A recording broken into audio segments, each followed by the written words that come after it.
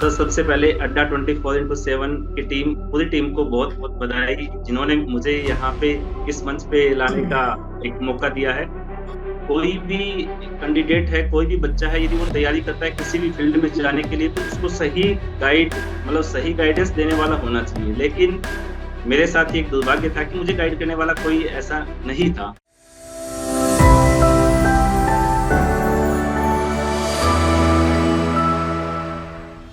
नमस्ते, मेरा नाम है अवधेश विद्यालंकार। टीचर्स अड्डा के यूट्यूब मंच पर मैं आपका हार्दिक स्वागत एवं अभिनंदन अभिनंदन करता हूँ। एक बहुत अच्छा दिन है। दिन अच्छा इसलिए है क्योंकि हमारे साथ एक ऐसे व्यक्तित्व हैं जिनसे हमें बहुत कुछ सीखने को मिलेगा। आपको भी सीखने को मिलेगा, मुझे भी सीखने को मिलेगा, क्योंकि अध्यापक वही होता है। अध्यापक हमें हर समय कुछ ना कुछ सिखा ही जाता है। तो एक ऐसे अध्यापक हैं हमारे साथ। नाम नरेश जी है। नरेश जी से मेरा सामान्य परिचय है कि नरेश जी इस समय पहले केंद्रीय विद्यालय में अपनी सेवाएं दे रहे थे और वर्तमान में DSSB में दिल्ली में अपनी सेवाएं दे रहे हैं।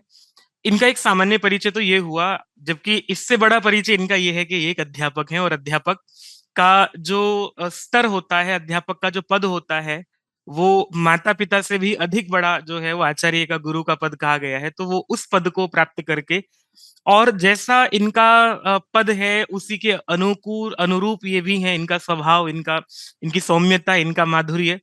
मेरा जब से इनसे परिचय हुआ है तो इनसे बात करके ऐसा मन होता है कि इनसे बात होती ही रहे। तो ऐसा एक व्यक्तित्व हमारे साथ है जो आप लोगों को बहुत कुछ सिखाने वाला है। केंद्रीय विद्यालय में आप लोगों ने जो एग्जाम दिया होगा, एग्जाम देने के बाद आप लोग इंटरव्यू की तैयारी के लिए सोच भी रहे होंगे, कैसे इंटरव्यू होता है, क्या होता है। तो ऐसे जब उदाहरण हमारे सामने होते हैं, उनको देख करके हमें बहुत सारी सहायता भी मिलती है, अपनी एक दिशा भी तय करने का हमें अवसर प्राप्त होता है कि हम अपने साक्षात्कार की तैयारी करके और आगे कैसे-कैसे अपने आप को तैयार करें। तो नरेश जी का व्यक्तित्व पूरा का पूरा आप लोगों के सामने और उनका केवीएस के साक्षात्कार को लेकर के मैं बहुत सारी बातें आपके बीच में करने वाला हूँ। तो सबसे पहले नरेश जी के पास चलते हैं। नरेश जी, आपका बहुत-बहुत स्वागत है अड्डा 24/7 पर। और इस मंच पर हमारे बहुत सारे दर्शक आप लोगों को आपको देख रहे हैं। एक बार अपना सामान्य परिचय नरेश जी मैं चाहूंगा आप एक बार बताइएगा। आपकी शिक्षा दीक्षा कहाँ से हुई और यहाँ तक पहुंचने की आपकी जो एजुकेशनल क्वालिफिकेशंस हैं वो एक बार बताइएगा अपनी, नरेश जी। तो सबसे पहले अड्डा 24x7 की टीम, पूरी टीम को बहुत-बहुत बधाई, जिन्होंने मुझे यहाँ पे इस मंच पे लाने का एक मौका दिया है। अपना सामान्य परिचय मैं बताना चाहता हूँ सर। मेरा नाम नरेश कुमार शर्मा है और पिता का नाम नंदकिशोर शर्मा है। हरियाणा प्रांत के मैं एक महेंद्रगढ़ जिले के छोटे से गाँव सोहड़ी गाँव का रहने वाला हूँ। और शैक्षणिक योग्यता मेरी सर, मैंने शास्त्री, शिक्षा शास्त्री और आचार्य की मैंने पढ़ाई की है और प्रारंभिक स्कूल शिक्षा है वो मैंने गुरुकुल से ग्रहण की है सर। अ, आपने जो शिक्षा ग्रहण की है गुरुकुल से, कहाँ से? राजस्थान में चूरू डिस्ट्रिक्ट में है, ऋषिकुल ब्रह्मचर्य आश्रम है। तो मैंने प्रारंभिक शिक्षा, स्कूल शिक्षा पहली 3rd क्लास से लेकर के 10th क्लास तक मैंने वहाँ पे पढ़ाई की सर। अच्छा, तो इसका मतलब ये है कि आप संस्कृत पाठशाला में जो है वो आरंभ से ही आपने संस्कृत की जी, अपनी यात्रा आरंभ की और जी उसके बिल्कुल। बाद फिर आप शास्त्रीय शिक्षा शास्त्री आपका ये रहा। हाँ, ठीक, ठीक, ठीक। ये अच्छा एक अच्छी शैक्षणिक यात्रा है, आपकी पूरी संस्कृत की शिक्षण यात्रा है। तो जी। नरेश जी, आपके सामान्य परिचय में तो ये हुआ ही, आपका व्यक्तित्व और आपका सब देखता हूँ मैं तो इतनी सरलता मुझे प्रतीत होती है।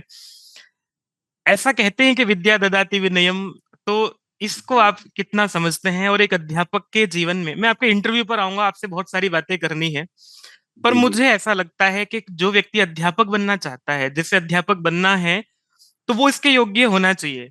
उसे इसकी पात्रता बिल्कुल, अर्जित बिल्कुल। करनी चाहिए। एक बिल्कुल। अध्यापक जो है, वो 40 से 42 वर्षों तक अपनी सेवाएँ दे करके जी, जी। लगभग-लगभग 1 से डेढ़ पीढ़ी को जो है वो तैयार करता है, 2 पीढ़ियों को जी, जी। तैयार करता है, जो समाज में, राष्ट्र में जाकर के अपने आप को प्रस्तुत करती हैं और अपने आधार पर राष्ट्र को, समाज को, स्वयं को, परिवार को, सबको आगे बढ़ाते हैं।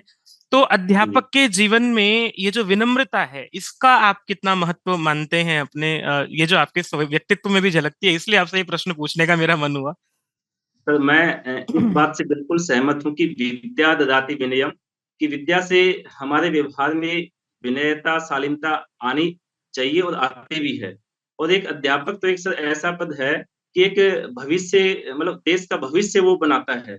जैसे हम कह सकते हैं कि मान लो कि एक कोई डॉक्टर है, इंजीनियर है, यदि वो गलत बन गया, मान लो एक इंजीनियर गलत बन गया, उसने एक पुल गलत बना दिया, कोई बात नहीं है। लेकिन यदि एक अध्यापक गलत बन जाएगा तो वो पता नहीं कितने लोगों को भविष्य, देश का भविष्य बर्बाद कर सकता है। तो एक अध्यापक का सही होना, उसकी योग्यता, उसमें शालीनता होना, मैं अपने आप से बहुत इस बात से सहमत हूँ कि उसमें होनी चाहिए। और मैं अपने आप को सौभाग्यशाली मानता हूँ सर कि मैं एक केवीएस, जो एक विश्व स्तरीय संस्था है, गवर्नमेंट सेक्टर में अपने देश में तो मैं सबसे अच्छी संस्था मानता हूँ कि मैं उसका एक हिस्सा रहा, एक पार्ट रहा लगभग 3 साल तक। और एक शिक्षक के जो सही मायने, सही योग्यता, सही जो उसका काम करने की जो शैली होती है, काम करने का जो एक तरीका होता है, वो मैंने वहीं से सीखा सर। और बहुत अच्छा अनुभव रहा केवीएस की जॉब का, और एक शिक्षक होने की जो सही मायने हैं वो मैंने वहाँ पे सीखे मैंने। अच्छा, ये है कि जब हम केंद्रीय विद्यालय में प्रवेश करते हैं, तो वहीं से हमें बहुत कुछ जी, सीखने का अवसर भी प्रदान करता है केंद्रीय विद्यालय जो है। चलिए, अच्छा, मैं एक जी। चीज और आपसे पूछना चाहूंगा कि अध्यापक बनने का आपने कब से विचार किया? कब से ऐसा लगा आपको कि मुझे अध्यापक बनना है? अच्छा, एक बात और, अध्यापक बनने का विचार किया था या नौकरी करनी थी तो कोई नौकरी करनी है, सरकारी नौकरी करनी है तो उसमें टीचिंग एक अच्छा प्रोफेशन है, ये सोच करके आप इसमें आए थे? क्योंकि एक होता है कि लोग बाई चॉइस अध्यापक बनते हैं अपनी इच्छा से, और कुछ होता है कि समाज में एक ऐसा पद अध्यापक का माना जाता है कि चलो ये बन जाते हैं। तो आपने किस तरह से इसको चुना? सर एक्चुअल में मैं आपको बताना चाहूँगा कि कोई भी कैंडिडेट है, कोई भी बच्चा है, यदि वो तैयारी करता है किसी भी फील्ड में जाने के लिए, तो उसको सही गाइड, मतलब सही गाइडेंस देने वाला होना चाहिए। लेकिन मेरे साथ ये एक दुर्भाग्य था कि मुझे गाइड करने वाला कोई ऐसा नहीं था। लेकिन जैसे कि मैंने कॉलेज किया, संस्कृत कॉलेज से मैंने कॉलेज किया, तो हमने बीएड का एंट्रेंस एग्जाम दिया। ये बताया कि आपको भविष्य में बीएड करना चाहिए, आपके लिए अच्छा है। लेकिन ये नहीं पता था कि बीएड करने के बाद हमें टीचर बनना है, ऐसा नहीं पता था। तो मैंने राष्ट्रीय संस्कृत संस्थान का बीएड का एंट्रेंस एग्जाम दिया। मेरी कॉलेज से हम 10-12 बच्चे थे, जिनमें केवल हम 2 बच्चों का सिलेक्शन हुआ था। तो मैंने राष्ट्रीय संस्कृत संस्थान भोपाल से मैंने बीएड किया। और जब हमने बीएड किया तो सर भोपाल से बीएड किया, तो उस समय भी हमें ये नहीं पता था कि बीएड करने के बाद टीचर बनना है। क्योंकि जब भोपाल एमपी में आता है, और उसी समय मतलब एमपी के अंदर मध्य प्रदेश में कुछ टीचर की वैकेंसी आई थी। साथी लोगों ने अप्लाई किया। हमें ये नहीं पता था कि भई हमें अप्लाई भी करना है, टीचर भी बनना है। अप्लाई नहीं किया हमने, और साथी लोग टीचर बन गए। टीचर बनने के बाद हमें ये महसूस हुआ कि देखो, हमारी बीएड करने का ये फ़ायदा है, हम टीचर बनने के लिए हमने बीएड किया है और हमने फॉर्म अप्लाई नहीं किया, तो हमने बहुत बड़ी गलती की है। तो तब से एक थोड़ा जुनून जगा कि भई हमें भी टीचर बनना है, बीएड की है, टीचर बनने के लिए हमने बीएड किया है, तो अवश्य ही टीचर बन के दिखाएँगे। और उसके लिए फिर आगे हम मतलब देखने लग गए कि ऑल इंडिया में, ऐसा नहीं है कि मैं हरियाणा से हूँ, तो मैंने केवल हरियाणा के टीचर की जॉब की तैयारी की। मैंने ऑल इंडिया में जहाँ पे भी टीचर की मुझे वैकेंसी दिखाई दी, मैंने अप्लाई भी किया। जैसे मैं आपको बताना चाहूँगा कि मेरा झारखंड टीजीटी में सिलेक्शन हुआ था, लेकिन वो कोर्ट केस की वजह से वहाँ जॉइनिंग नहीं हो पाई। हाँ, वो मेरा रुका हुआ था हाँ, मुझे। जी हाँ, अभी तक उसमें जॉइनिंग नहीं हुई है, हाँ, लेकिन नहीं मैं हुई है।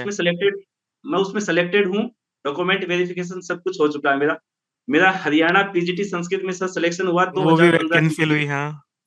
हाँ, वो भी डिग्री की वजह से। जैसे शिक्षा शास्त्री आचार्य की डिग्री होने की वजह से वहाँ पे जॉइनिंग नहीं हो रही है, अभी हम्म। सुप्रीम कोर्ट में वो केस है। हम्म। आरपीएससी की मैंने एग्ज़ाम दिया था, लेकिन उसमें सिलेक्शन नहीं हो पाया था। कहने का मतलब ये है कि सर मैंने एक ठान लिया था कि टीचिंग लाइन में ही जाना है, और उसके लिए जो कुछ हमें करना पड़ेगा हम करेंगे सर। चलिए, ये आपने कहा कि आपका मन था कि मुझे अध्यापक बनना है और आपने इसके लिए आरंभ से की, और ये होता भी है हमारे देश में। एक विशेष रूप से एक जो ग्रामीण पृष्ठभूमि से जो व्यक्ति आता है, उसके साथ ये समस्या अभी भी है कि उसको बहुत अधिक अच्छा मार्गदर्शन जो है वो नहीं मिल पाता है कि किस तरह से आगे बढ़े। जी, और उसमें वो व्यक्ति जो स्वयं से अपना मार्गदर्शक बन करके आगे बढ़ता है, तो वो प्रशंसनीय है, और आप उसी तरह से आगे आए हैं और एक अध्यापक के रूप में आप सेवाएं दे रहे हैं वर्तमान में। मैं आता हूँ आपकी शिक्षण यात्रा, तो मुझे पता जी, लगी, और आपके अध्यापक बनने की यात्रा। केंद्रीय जी, विद्यालय आप बता रहे थे कि आपने हर स्थान पर अप्लाई करना शुरू किया है। ये जो केंद्रीय विद्यालय आप लोगों आपका जो चयन हुआ है, ये 2018 वाली वैकेंसी थी? जी, जी, हाँ। 18 वाली तो वैकेंसी जो है, विज्ञापन जी, संख्या 14। हाँ, यस सर। विज्ञापन संख्या 14, ठीक है। तो इसके विषय में एक बार मुझे आप बताइएगा कि कैसे कैसे आपका ये फॉर्म निकले, कितने पद, किस तरह से आपने इस पे जो है आवेदन किया, आवेदन सर करने ये के बाद आपका जो रिटर्न एग्जाम है उसको आपने किस तरह से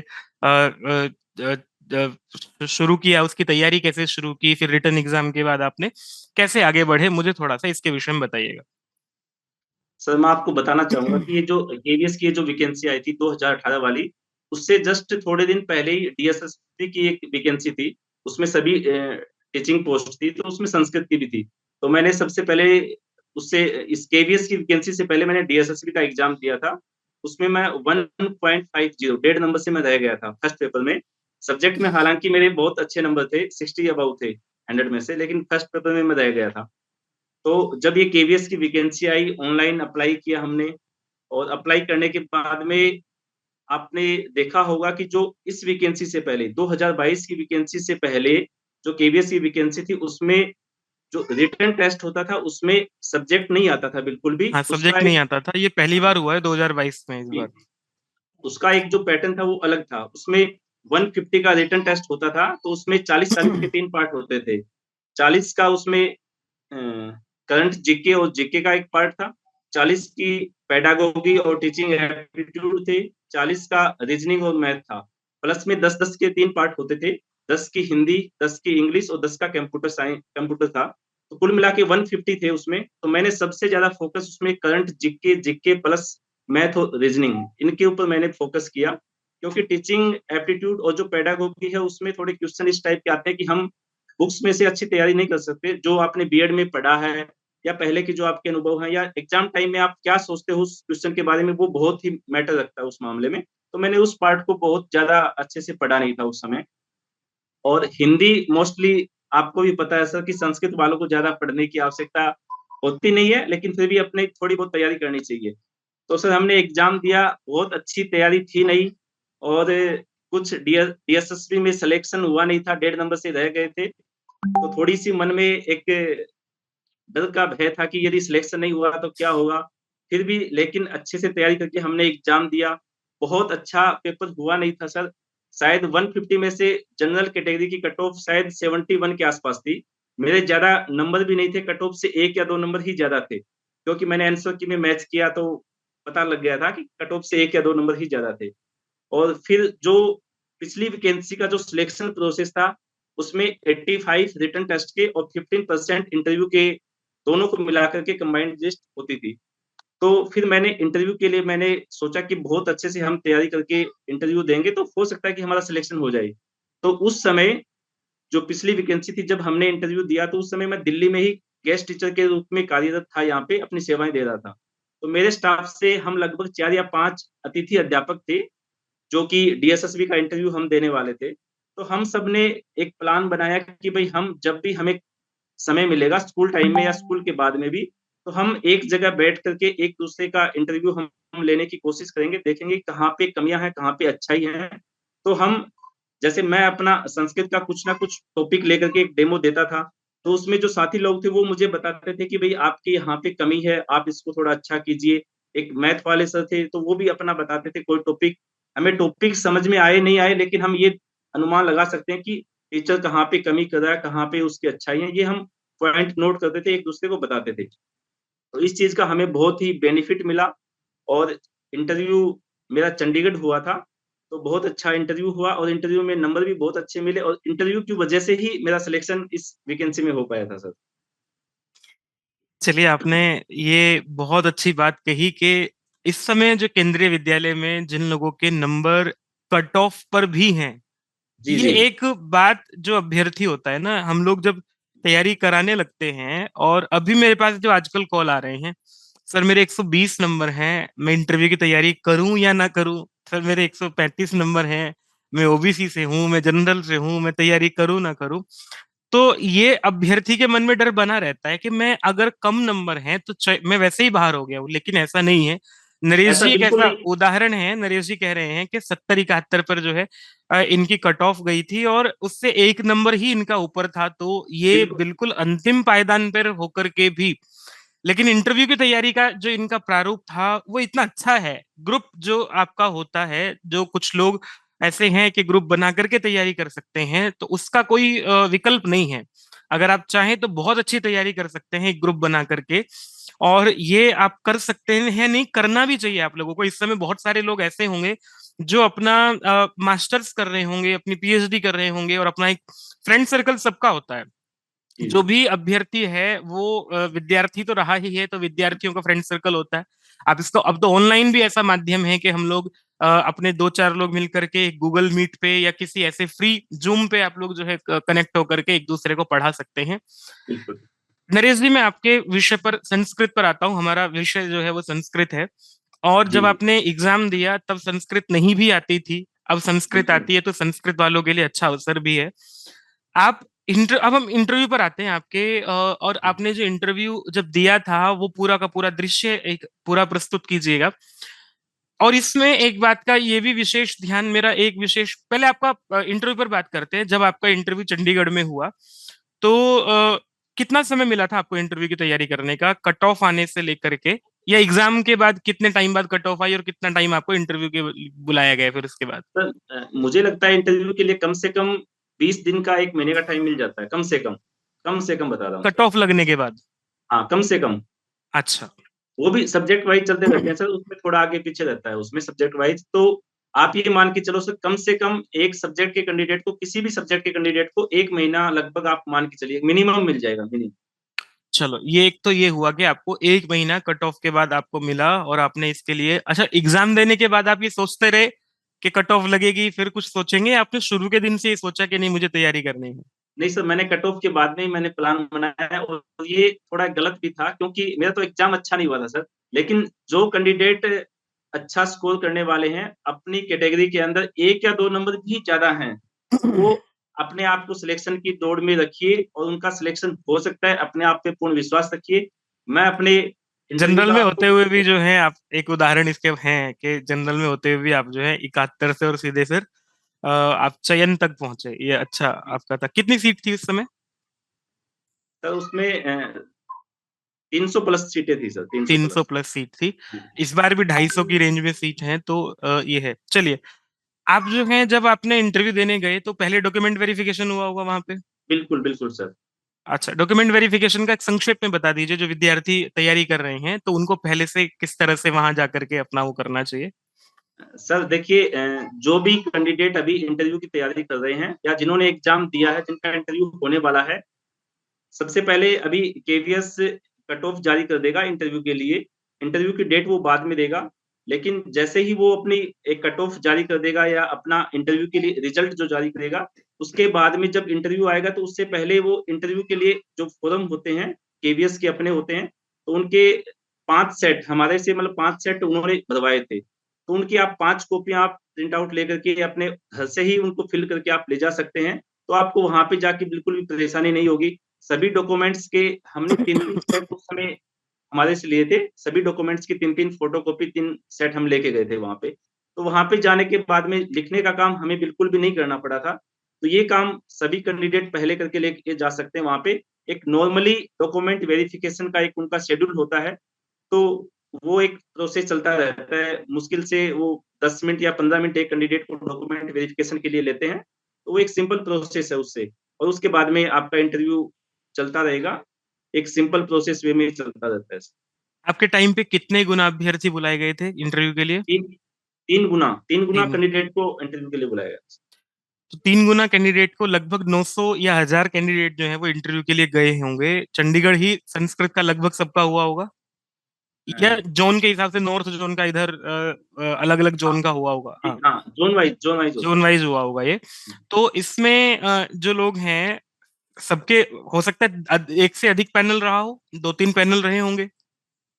सर मेरे वहाँ पे इंटरव्यू के 3 पैनल थे संस्कृत के, चंडीगढ़ में। अच्छा, केवी स्कूल में ही इंटरव्यू था, और वहाँ पे संस्कृत के 3 पैनल थे वहाँ पे।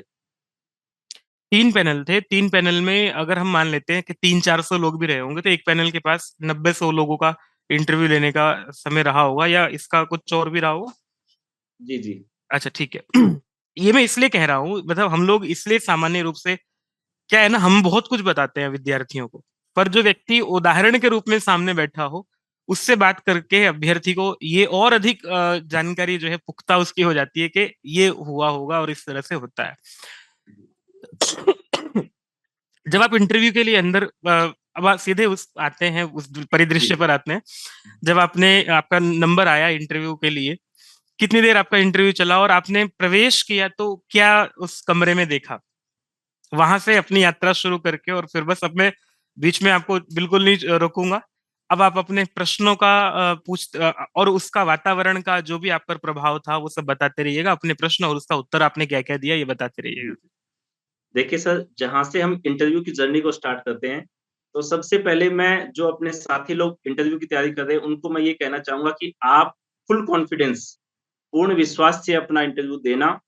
क्योंकि जब मैंने दिया था, तो मुझे सबसे पहले इसी चीज़ का था कि मेरे पास खोने के लिए कुछ नहीं है, क्योंकि कट ऑफ से मैं बहुत नज़दीक पे था।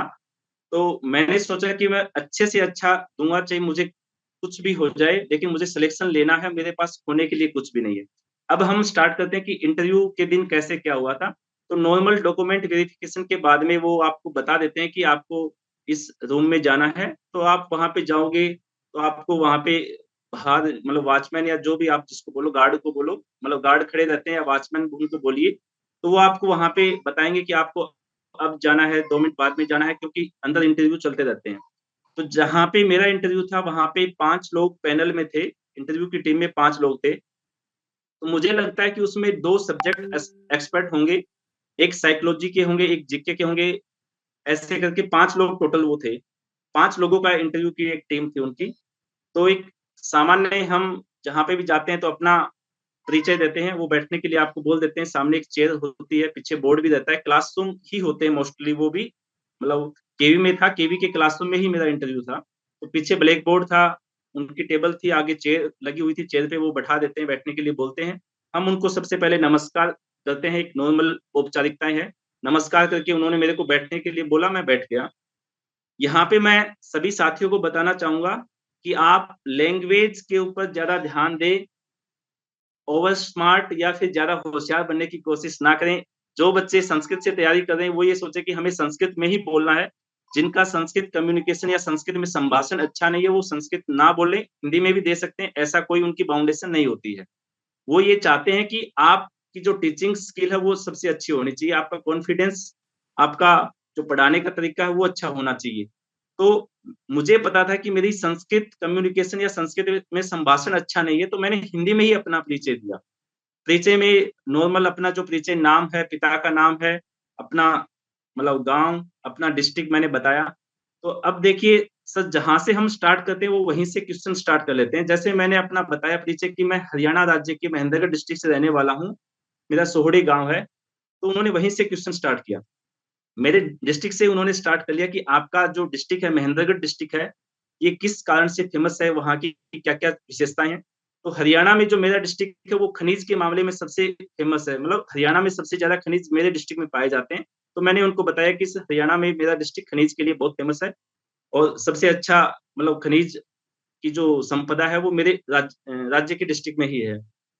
फिर उन्होंने मेरी शैक्षणिक योग्यताएँ पूछी कि आपने पढ़ाई कहाँ-कहाँ से की? तो मैंने अपनी बताई, स्कूल शिक्षा मैंने गुरुकुल से की। उन्होंने गुरुकुल की दिनचर्या के बारे में पूछा। फिर ये भी पूछा कि कैसा आपको लगा, कैसा वहाँ पे महसूस हुआ? सब कुछ वो मैंने बताया अपनी लाइफ़स्टाइल के बारे में, वहाँ की जो भी दिनचर्या थी। उसके बाद में स्कूल एजुकेशन के बाद में कॉलेज एजुकेशन, फिर बीएड के बारे में उन्होंने बताया पूछा। तो जैसे मैंने भोपाल बताया कि मैंने भोपाल राष्ट्रीय संस्कृत संस्थान से मैंने बीएड की, तो संस्थान से उन्होंने 1-2 क्वेश्चन पूछे, नॉर्मल क्वेश्चन थे वो, लेकिन मैंने वो भी बताए कि राष्ट्रीय संस्कृत संस्थान है, वही आपने सेलेक्ट क्यों किया? वहाँ से बीएड आपने करने के लिए क्यों चुना उस संस्थान को? वो मैंने बताया।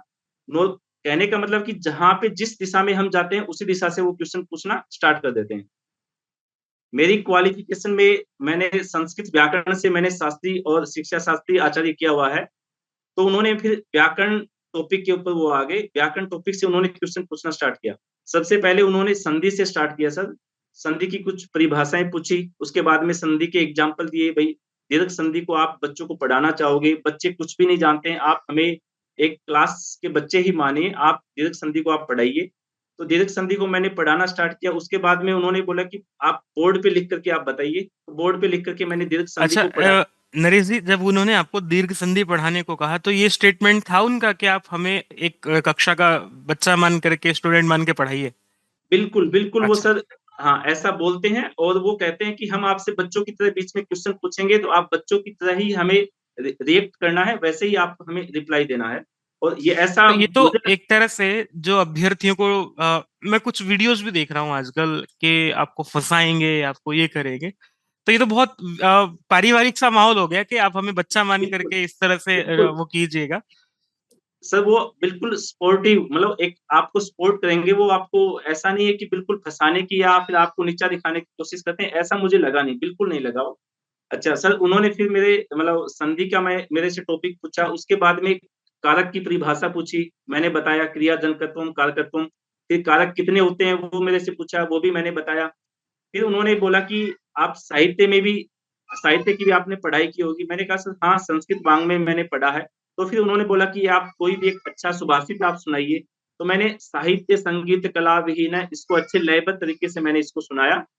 फिर उन्होंने बोला कि इसको आप बोर्ड पे लिख कर के आप बच्चों को कैसे समझाओगे? मैंने बोर्ड पे लिखा, लिखने में एक तो मिस्टेक हो गई थी, मतलब मैंने थोड़ा अलग-अलग करके लिख दिया था। बोला कि किताबों में ऐसा लिखा हुआ होता है। मैंने कहा कि सर मैंने तो ध्यान से देखा।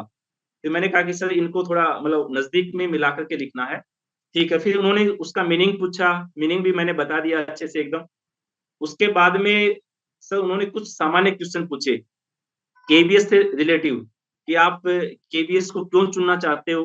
केबीएस में बहुत समस्याएँ भी आती हैं, तो आप उनको कैसे मतलब सामना कर पाओगे? तो सीधी-सी बात है कि सर हमें भी भई जॉब तो लेनी थी, तो हमने सब कुछ अच्छा ही बताया और इच्छा भी थी कि हमें सिलेक्शन लेना ही है।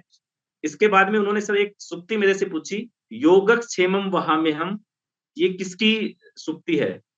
तो अब देखा हुआ तो मेरा भी था और दिमाग में चल भी रहा था। तो उन्होंने बोला कि ये कई बार टीवी की स्क्रीन पे भी आती है ये और गीता से लिया गया पंक्ति है। हाँ, और ये एलआईसी का ध्येय वाक्य है सर। तो जब उन्होंने बोला कि आपने किसी बॉन्ड के ऊपर भी देखा होगा, टीवी की स्क्रीन पे भी देखा होगा, तो फिर मेरे दिमाग में आ गया कि हाँ, मैंने कहा कि सर ये एलआईसी का ध्येय वाक्य है। तो ऐसा करके कुल मिलाकर के मेरा लगभग 7-8 मिनट का इंटरव्यू चला। एक उन्होंने मतलब बुक रखी हुई होती हैं, एनसीईआरटी की बुक होती है। मुझे लगता है कि 6th क्लास से लेकर के 10th क्लास की बुक होती हैं। तो उन्होंने मेरे से सावित्री बाई फुले का एक चैप्टर उन्होंने मेरे से पढ़वा करके देखा। शायद 8th क्लास का चैप्टर है वो, सावित्री बाई फुले का। हुँ, हुँ। तो जैसे हमने बीएड में लेसन प्लान बनाए थे, हमने लेसन दिए थे वहाँ पे, तो मैंने उसी प्रोसेस से मतलब सामने जो बैठे थे, इंटरव्यू वाली टीम थी, मैंने उनको बच्चे मान कर के मैंने बोला कि भैया हमारे देश में पहले महिलाओं के लिए शिक्षा का बहुत अभाव था, शिक्षा न के बराबर थी महिलाओं के लिए। महिला शिक्षा के लिए हमारे देश में बहुत से महापुरुषों ने काम किए हैं, जिनमें आप किस-किस को जानते हो, किस-किस के आप नाम बता सकते हो? तो उन्होंने कुछ नहीं बताया। बोला कि सर किसी को नहीं पता है, आप बताइए। तो फिर मैंने बताया कि भई 2-3 लोगों के नाम बताए कि इन्होंने महिला शिक्षा के लिए काम किए, जिसमें सावित्री बाई फुले भी एक बहुत ही महत्वपूर्ण महिला रही हैं, जिन्होंने महिला शिक्षा के लिए काम किया है। क्या आप इन सब के बारे में जानते हैं? तो उन्होंने कुछ रिप्लाई नहीं दिया। तो फिर मैंने बोला कि हम आज सावित्री बाई फुले के बारे में पढ़ेंगे और फिर वहाँ से मैंने अपना एक डेमो देना स्टार्ट किया। तो सबसे पहले उसका हिंदी में परिचय होता है। तो मैंने बोला अभी कौन बच्चा आप हिंदी में से पढ़ के बताएगा? तो उन्होंने बोला कि सर आप ही पढ़िए आप हिंदी में। तो मैंने सबसे पहले हिंदी में पढ़ा, फिर मैंने संस्कृत में पढ़ा। एक पैराग्राफ मैंने पढ़ा होगा, उसके बाद में मैंने ज़्यादा नहीं पढ़ा। मैंने बोला कि अब आप में से मतलब जो लेसन प्लान होता है सर मैंने उसी को मैंने फ़ॉलो करने की कोशिश की। मैंने बोला अब एक-एक बच्चे को मैं आपसे पढ़वा कर के मैं देखूँगा, तो सबसे पहले कौन बच्चा अच्छे से पढ़ सकता है? उन्होंने बोला कि सर ठीक है, आप आगे बताइए। तो फिर मैंने जो पैराग्राफ मैंने पढ़ा था, उसी में से मैंने कुछ क्वेश्चन बना कर के उनसे मैंने पूछना स्टार्ट किया। ऐसा करके मेरा कुल इंटरव्यू चलता रहा। लास्ट में उन्होंने समाज के बारे में मेरे से पूछा कि समाज के बारे में आप क्या जानते हो? समाज की मैंने परिभाषा बताई, समसनम समास है, समास कितने होते हैं ये पूछा। फिर बहुब्रीहि समास के बारे में पूछा, वो मैंने बताया, 1-2 एग्ज़ाम्पल मैंने बताए। तो कुल मिलाकर के ये 7-8 मिनट का इंटरव्यू था, बहुत ही पॉजिटिव अच्छा इंटरव्यू रहा और सपोर्टिव उन्होंने भी मेरे को बहुत कुछ सपोर्ट किया सर। ऐसा नहीं है कि वो कैंडिडेट को अटकाना चाहते हैं या फिर फँसाना चाहते हैं, नीचा दिखाना चाहते हैं, ऐसा कुछ नहीं है। फुल कॉन्फिडेंस मतलब अच्छा आत्मविश्वास, पूर्ण विश्वास आप में है, तो आपका बहुत अच्छा इंटरव्यू हो सकता है। और मैं तो अपने जो साथी लोग हैं आने वाले समय में इंटरव्यू देने वाले हैं, तो मैं उनको ये कहना चाहूंगा कि आप फुल कॉन्फिडेंस, पूर्ण विश्वास, मनोयोग से अपना इंटरव्यू दीजिए और सब कुछ अच्छा होगा। भगवान करेगा आपका सिलेक्शन अवश्य होगा, हम भी यही कामना करते हैं। नरेश जी, मैं आपको अभी छोड़ नहीं रहा हूँ। अभी मैं क्या है ना, जी अभ्यर्थियों के लिए जो भी मेरे मन में, मैं अभ्यर्थी बन करके, जी जी आपने बताइए। बच्चा बना करके एक्सपर्ट्स को पढ़ाया है, तो मैं एक अभ्यर्थी बन के आपसे प्रश्न पूछ रहा हूँ। कोई ऐसा प्रश्न जो आपको नहीं आता था? सर मैं योगक्षेमम वहाम्यहम इस सूक्ति में मैं थोड़ा कंफ्यूज हो गया था, तो उन्होंने मेरे को सपोर्ट किया इस मामले में, और बस यही मेरे को लगा था। एक जो मैंने डेमो आपने दिया उसके था, लिए कुछ समय मांगा विचार करने के लिए, या सोचते रहे, या नहीं सीधा मैं कुछ भी तो उत्तर दे दिया? मैं सोचता रहा। उन्होंने मेरे को थोड़ा ऐसे हिंट दिया कि जैसे टीवी की स्क्रीन पे आता है, कई जगह बोर्ड पे लिखा रहता है, उन्होंने ऐसा मेरे को हिंट दिया। तो एक तो ये मेरा थोड़ा-सा उसमें मतलब पॉइंट था कि भई मैंने टाइम लिया। इसके अलावा जैसे उन्होंने मेरे को डेमो के लिए एक सूक्ति या एक श्लोक मेरे से सुना था, साहित्य संगीत ये मैंने सुनाया। तो फिर उन्होंने ये लिखने के लिए बोला, तो मैंने थोड़ी-सी लिखने में मिस्टेक की। फिर मैंने वो बोर्ड पे मतलब साफ नहीं किया था, मिटाया नहीं था। तो उन्होंने ये भी मेरे से पूछा कि इसको साफ करना चाहिए कि नहीं करना चाहिए? मैंने बोला कि निश्चित रूप से ये हमें साफ करना चाहिए सर। बाकी मुझे लगता नहीं कि मेरे इंटरव्यू में कहीं पे कोई ऐसा मतलब माइनस पॉइंट रहा हो।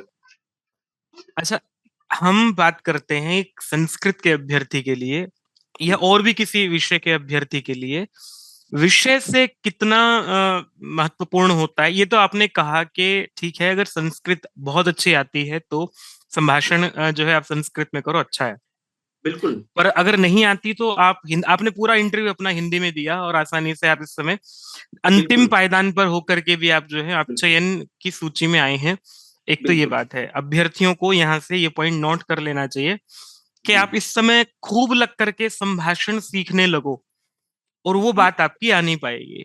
आप जो नहीं, है, नहीं। इंटरव्यू का मतलब क्या होता है, इंटरव्यू अपना अंदर का दर्शन करना चाहते हैं वो आपके, और आप बिल्कुल, अपने अंदर को छोड़ करके बाहर से अपने ऊपर कुछ थोपने लगोगे, तो वो आपके लिए कभी भी अ, सहायक संभव नहीं नहीं, होगा। सहायक नहीं होगा। है ना? ये बात बिल्कुल, मैंने बहुत सारे इंटरव्यू देखे हैं, और मैंने बहुत सारे इंटरव्यू पहले लिए भी हैं और दिए भी हैं, तो दोनों जी, बात है।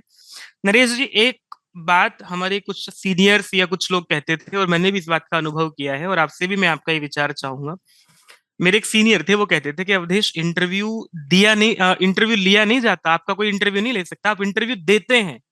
बिल्कुल, आप बिल्कुल है। जो चाहें वहां से आप इंटरव्यू देते हैं, तो जहां से आपको पहले ही बार बात जो आपकी है, जहां से आप बैठने गए, देखो इंटरव्यू के लिए थोड़ी सी बातें नरेश जी ने कुछ समझाई, कुछ मैं भी आपको बताना चाहता हूँ इस विषय में, कि जैसे ही वो आपको परखना चाहते हैं, आपका आत्मविश्वास कैसा है, आप अध्यापक के रूप में कैसे जाकर के कार्य कर सकते हैं, आपको उसकी जो न्यूनतम योग्यताएं हैं वो आपके अंदर है या नहीं है। तो अब आप कोई ऐसी अलग से योग्यता अर्जित करेंगे तो आप में रच बस नहीं पाएगी। बिल्कुल नहीं बच कोई पाएगी। एक ऐसा अभ्यर्थी जो बिल्कुल संस्कृत जो है वो शब्द रूप धातु रूप भी उसको याद नहीं है, और वो अब इस समय पेपर कर आया होगा आराम से, सिलेबस इस तरह का भी था, पेपर जी, आपका जो है अगर अच्छा भी हो गया है तो और अच्छी बात है, आपने खूब तैयारी भी की। तो लेकिन आप कोई नई ऐसी बात अपने अंदर जोड़ना चाहेंगे, तो वो आपके लिए नुकसानदायक हो सकती है, लाभकारी नहीं होगी। एक तो ये बात है। और साक्षात्कार का मतलब ये होता है कि आप अपने व्यक्तित्व को स्वयं प्रदर्शित करें। वहां से आप लोग जो भी उत्तर दे रहे होते हैं, उत्तर जानबूझ के ऐसा देना चाहिए कि उससे ऐसा कोई प्रश्न निकल जाए।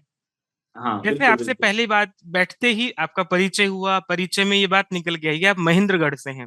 जी, जी। एक प्रश्न बैठते ही बहुत अच्छा सा निकलता है, आपका नाम है नरेश। जी, जी। नरेश शब्द पे आपसे पूछ सकते हैं कि आप जो है नारायणामीश जो है नरेश, इसमें समास पूछ सकते हैं। संस्कृत के अभ्यर्थियों के लिए मैं ये बात जानकारी दे रहा हूँ आप लोगों को। समास पूछ सकते हैं, इसमें संधि कौन सी हुई है वो पूछ सकते हैं, इसका अर्थ बिल्कुल, क्या है, आपके अंदर इस नाम का कितना प्रभाव मानते हैं आप, ऐसा कुछ भी पूछ सकता है अभ्यर्थी से, बिल्कुल। कैंडिडेट से जो है, परीक्षक तो। लेकिन वही बात है कि आप अपने आप को किस तरह से प्रस्तुत करते हैं, और इस पर सारा का सारा काम जो है बन जाता है। नरेश जी, कोई ऐसी ऐसी बात, ठीक है, आपने फिर इंटरव्यू दिया, इंटरव्यू देते समय जब आपने समाप्त किया, आपने सारे उत्तर दिए, तो उन्होंने क्या कहा फिर आपको? सर बीच में मैं एक बात और भी बताना चाहूँगा कि जैसे मेरे से उन्होंने पूछा कि योगक्षेमम वहाम्यहम ये सूक्ति कहाँ की है? तो जैसे मैंने थोड़ा टाइम लिया, मुझे लगता है कि 10 या 15 सेकंड का टाइम लिया, तो उन्होंने मेरे को इतना भी सपोर्ट किया कि उन्होंने ये बोला कि आपका कोई नंबर अभी तक कटा नहीं है। आप टेंशन फ्री रहिए, आप अच्छे से आप सोच करके बताइए कि कहाँ का वाक्य है। और जैसे मैंने कि बोर्ड को साफ नहीं किया, श्लोक लिखने के बाद में मैंने साफ नहीं किया, उन्होंने मेरे से पूछा कि इसको साफ करना चाहिए कि नहीं चाहिए? तो मैंने बोला कि निश्चित रूप से हमें इसको साफ करना चाहिए। फिर भी उन्होंने ये बोला कि आपका कोई नंबर अभी तक नहीं कटा है। कहने का मतलब कि वो आपको आत्मविश्वास, आपको कॉन्फिडेंस दिलाना चाहते हैं कि आप अच्छे से अच्छा वहाँ पे इंटरव्यू भी दे पाओ। तो ये भी एक पॉजिटिव रहता है उस माहौल के अंदर। अच्छा, इसके अलावा मैं एक बात और बताना चाहता हूँ सर, जैसे मैंने अपने स्कूल में, मैं चेन्नई में पोस्टेड था, केंद्रीय विद्यालय आइलैंड ग्राउंड चेन्नई में पोस्टेड था। तो मैंने वहाँ पे कॉन्टेक्ट टीचर के लिए मैंने भी इंटरव्यू लिए थे। मुझे भी सौभाग्य मिला कि कॉन्टेक्ट टीचर के लिए इंटरव्यू लेने का। तो वहाँ पे कॉन्टेक्ट टीचर के लिए भी एक पैटर्न होता है कि आपको इसी पैटर्न से इंटरव्यू लेना होता है। तो जैसे हमने जो इंटरव्यू लिया वहाँ पे 3 टीचर थे हम पैनल के अंदर, तो तीनों हम सब्जेक्ट एक्सपर्ट थे। तो वहाँ पे एक टीचर को या एक टीम के मेंबर को 50 नंबर में से एक कैंडिडेट को देना होता है। तो 50 में से 10 नंबर एक्सपीरियंस के होते हैं, इसके अलावा सब्जेक्ट कॉम्पिटेंसी के, यानी कि सब्जेक्ट का आपको कितना नॉलेज है, कैसा आप कर पाते हो, ये इसके 15 नंबर थे वहाँ पे। एप्टीट्यूड ऑफ टीचिंग, यानी कि आप टीचिंग कैसे का, पढ़ा पा रहे हैं।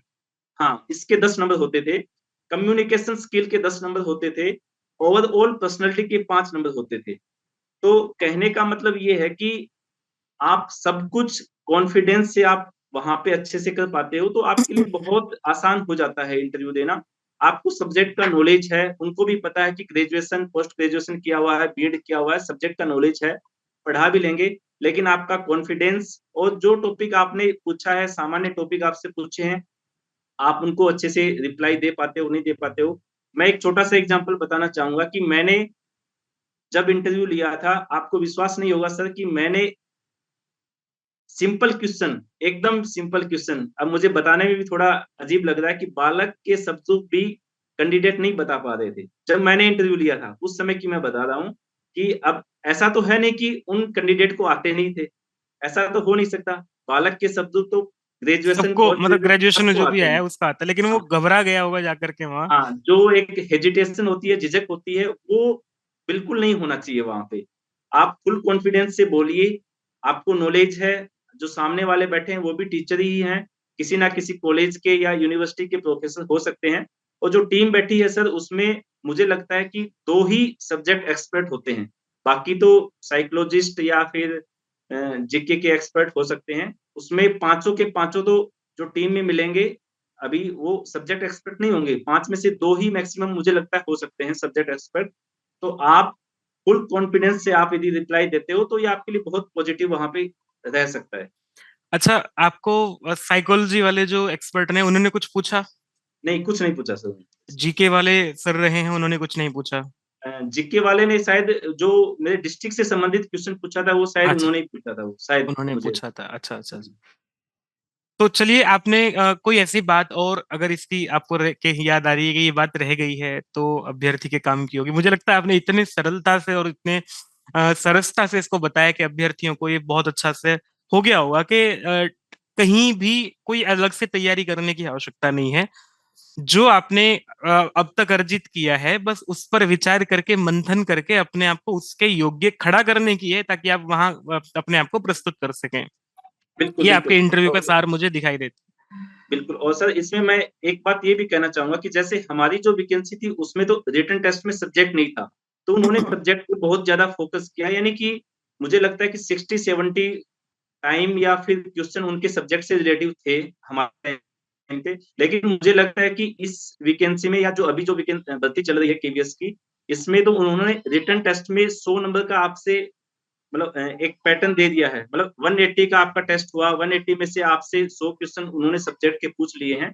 तो मुझे लगता है कि अब की बार इंटरव्यू में सब्जेक्ट के ऊपर ज़्यादा फ़ोकस नहीं होने वाला है, मुझे ऐसे लगता है।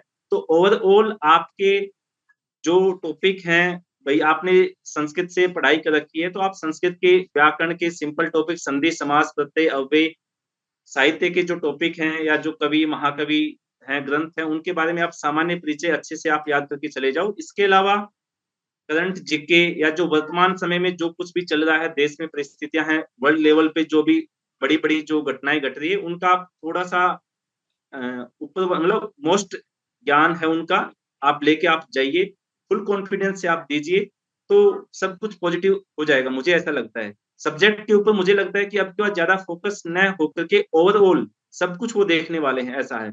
और जो संस्कृत के अलावा जो दूसरे कैंडिडेट हैं, उनके लिए लैंग्वेज की समस्या हो सकती है। संस्कृत वालों के लिए कुछ भी समस्या नहीं है। कुछ कैंडिडेट ऐसे भी सोचते हैं कि हमें इंग्लिश नहीं आती है बिल्कुल भी।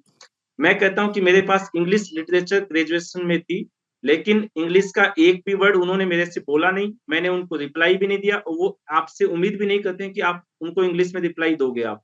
और यदि आप इंग्लिश में रिप्लाई देते हो या किसी संस्कृत लैंग्वेज में ही आप उनको रिप्लाई दे रहे हो, तो हो सकता है कि यदि आपका अच्छा है सब कुछ तो ठीक है, नहीं तो वो आपके लिए वो तो माइनस भी बन सकता है। उसके लिए सकारात्मक हो सकता है। जो व्यक्ति, जैसे मैं अपने आप को अगर देखता हूँ, मैं आपकी जगह हूँ, तो मैं जानबूझ के संस्कृत में उत्तर देना चाहूंगा। मैं संस्कृत संभाषण में ठीक है, मेरे मेरे लिए कोई समस्या नहीं है, जी, और उनको आकर्षित भी करेगा ये वाली बात। बिल्कुल। लेकिन तब जब मैं शुद्धता बोल पाऊंगा, जब मैं, चलिए आपका मैंने बहुत सारा समय लिया और एक अच्छा साक्षात्कार करके जो है मन को भी प्रसन्नता हुई, और अभ्यर्थियों को, जो लोग देख रहे हैं, उनके लिए तो अपने आप में ये बहुत काम करेगा। उनके लिए तैयारी में ये एक अच्छा सहायक वो होगा।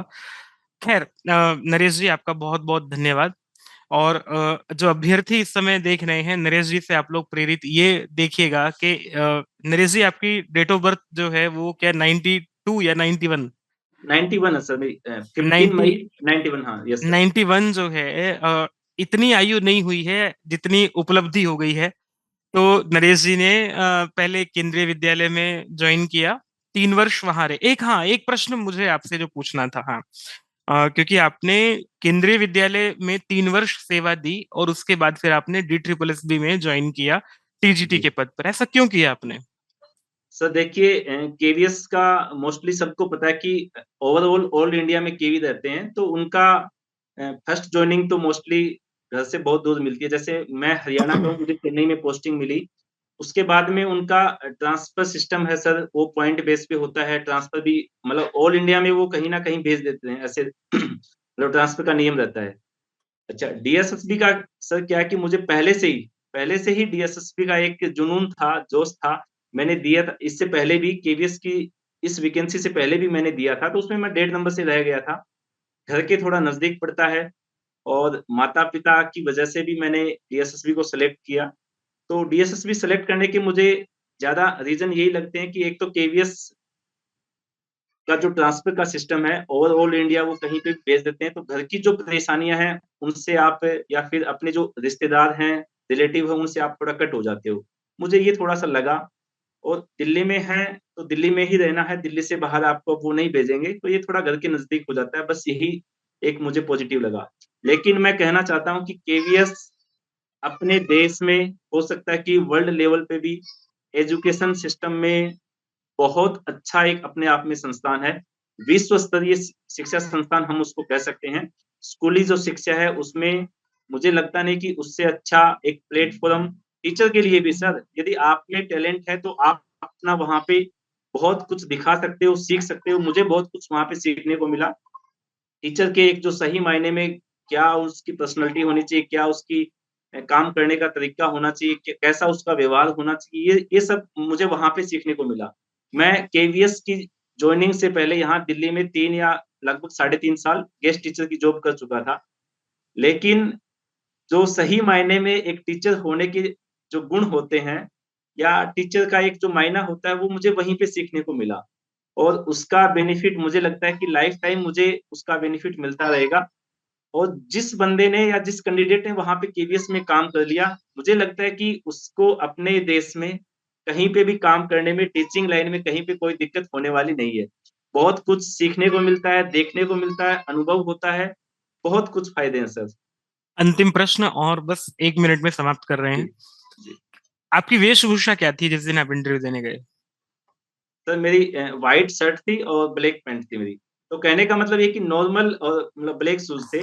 नॉर्मल वेशभूषा जो सिंपल होना चाहिए। आपने ध्यान दिया था इस बात पे कि मुझे इस तरह से एक जाना है, सिंपल रूप में जाना है, तो देखिए, फॉर्मल ड्रेस पहन के जाना है, हाँ, या एक बाई चांस चले गए ऐसे?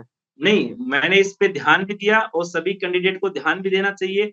और साथ में मैं ये भी कहना चाहूँगा कि सर जो केवीएस होता है ना, वहाँ पे भी ड्रेस ऑफ कंडक्ट होते हैं। मतलब हाँ, ड्रेस के नियम होते हैं कि टीचर को ऐसी ही वेशभूषा में रहना चाहिए, ऐसी उसकी पर्सनैलिटी होनी चाहिए। तो जैसे टी-शर्ट वहाँ पे नहीं है, मतलब इग्नोर करते हैं, मना करते हैं केंद्रीय नहीं करना। विद्यालय में जीन्स निषेध है। हाँ, यस सर, निषेध है। जीन्स है, टी-शर्ट है, स्पोर्ट्स शूज़ हैं, बड़े-बड़े बाल हैं, ये सब वो मतलब मना करते हैं। चलिए, एक अध्यापक के व्यक्तित्व में जो बातें होनी चाहिए, कम से कम जो है वेशभूषा से तो वो दिखाई दे। बहुत अच्छा आपका साक्षात्कार रहा, मुझे बहुत आनंद आया। मैं ये आशा करता हूँ अभ्यर्थियों को भी आनंद आया होगा और अपनी तैयारी में उनके लिए ये बहुत सहायक होगा। नरेश जी, बहुत बहुत बहुत बहुत धन्यवाद आपका फिर से। और धन्यवाद। आगे की ये इंटरव्यू की श्रृंखला हमारी जो है वो चलती रहेगी। फिर आपके जी, बीच में किसी ऐसे अध्यापक को मैं लेकर के आऊंगा जिनसे आपको और मुझे बहुत कुछ सीखने को मिला। बहुत बहुत धन्यवाद नवेश जी। सभी को टीचर सड्डा की ओर से बहुत शुभकामनाएं अभ्यर्थियों को। और टीचर सड्डा को जिन लोगों ने सब्सक्राइब नहीं किया है, सब्सक्राइब कर लीजिएगा। वीडियो को भेज दीजिएगा अपने मित्रों तक ताकि उनके लिए कुछ सहायक हो सके। और आप भी अपनी तैयारी, नरेश जी के जो अनुभव हैं उनसे आपको जो भी सीखने को मिल सका उसके अनुसार अपनी तैयारी कीजिएगा। धन्यवाद, सर नमस्कार। 1 मिनट, जो कैंडिडेट जी, हैं उनको मैं एक बात बताना चाहता हाँ हूँ। जी, हाँ जी, हाँ जी, हाँ जी। सर जैसे मैं केवीएस की मैं तैयारी मतलब केवीएस में जब मैं जॉब कर रहा था वहाँ पे, तो वहाँ पे थोड़ा काम करने का तरीका, एक कल्चर एक अलग होता है। थोड़ा टाइम उसमें ज़्यादा मतलब लेते हैं वो। तो आपको सेल्फ स्टडी का या फिर अपने काम करने के लिए थोड़ा कम टाइम मिलता है। तो जैसे ही मैं अपनी जॉब करने के बाद में आता था घर पे, तो डीएसएसबी की वैकेंसी आई हुई थी। एक सपना था कि डीएसएसबी का टेस्ट मुझे क्लियर करना है, कैसे करें? कोचिंग हम ऑफलाइन नहीं ले सकते थे, किसी भी हालात में नहीं ले सकते थे। और ऑनलाइन का भी फिर मैंने कोशिश की कि ऑनलाइन मैं कोशिश मतलब ऑनलाइन कोचिंग मैं ले लूँ। फिर मैंने देखा यूट्यूब पे, मैंने देखे काफ़ी चैनल देखे कि मैंने भई संस्कृत की कोचिंग कौन अच्छी करवा रहे हैं, मैंने नरेश कौन जी को सा मना किया था, नरेश कौन जी इस पर हम बात नहीं करेंगे। तो चलो देख लेना सर। फिर मैंने सर आपका देखा अड्डा 24/7। मैं सर एकदम सच बोल रहा हूँ मन से कि मैंने आपकी ऑनलाइन क्लासेस नहीं ली थी, लेकिन जो आपके यूट्यूब पे वीडियो थे मैंने वो देखे। आप देख लेना, मैंने उसमें मैसेज में भी आपसे बहुत से क्वेश्चन पूछे हुए हैं। मैंने आपसे व्हाट्सएप पे उस समय क्वेश्चन पूछे थे, आपने मेरी बहुत हेल्प की उस समय। आपकी क्लासें बहुत अच्छी रहती थी। मैंने आपका पेड बैच नहीं लिया था मैंने, मैं सच कह रहा हूँ कि मैंने आपकी वैसे ही जो डेमो क्लासेस थी या जो भी था टॉपिक वाइज़ आपकी जो क्लासेस रहती थी, मैंने वही देखी थी। और मैंने उसका बहुत ही लगा कि बहुत फ़ायदेमंद ये क्लासेस हैं। मुझे ऑनलाइन क्लासेस ले लेनी चाहिए थी, लेकिन मैं नहीं ले पाया, जो भी कारण रहे वहाँ पे। लेकिन आपको भी बहुत-बहुत धन्यवाद सर। आपका तहे दिल से मैं धन्यवाद करना चाहता हूँ कि आपकी क्लासों का मुझे फ़ायदा मिला। और आज जहाँ पे हूँ, उसमें आपका भी बहुत योगदान है सर। नरेश जी, मेरा एक हाथ जो है वो भी ठीक से कार्य नहीं कर रहा है, इसलिए मैं बहुत आपकी विनम्रता जो है मैं हाथ जोड़ना चाहता हूँ आपके। एक नहीं, नहीं अध्यापक सर। के रूप में आपने अपनी कृतज्ञता मेरे प्रति प्रदर्शित की है और मैं आपका बहुत धन्यवाद करता हूँ। कि और ये मुझे बड़ा संतुष्टि देने वाला होता है कि जब कोई व्यक्ति की किसी अध्यापक बनने की यात्रा में हमारा कोई सहयोग हो पाता है, तो ये मेरे लिए बड़ी बात है। ये मेरे लिए सौभाग्य का विषय है कि मेरी एक कक्षा से या कुछ कक्षाओं से आपको जो है वो कुछ लाभ हुआ है। तो मैं प्रयास करूंगा कि ये सब जो प्रयास है, ये सब जो हमारा पुरुषार्थ है, ये चलता रहे और आगे बढ़ता रहे। बहुत बहुत धन्यवाद नरेश जी आपका। सभी धन्यवाद सर। अभ्यर्थियों को बहुत बहुत बधाई। धन्यवाद। नमस्ते। धन्यवाद। नमस्ते।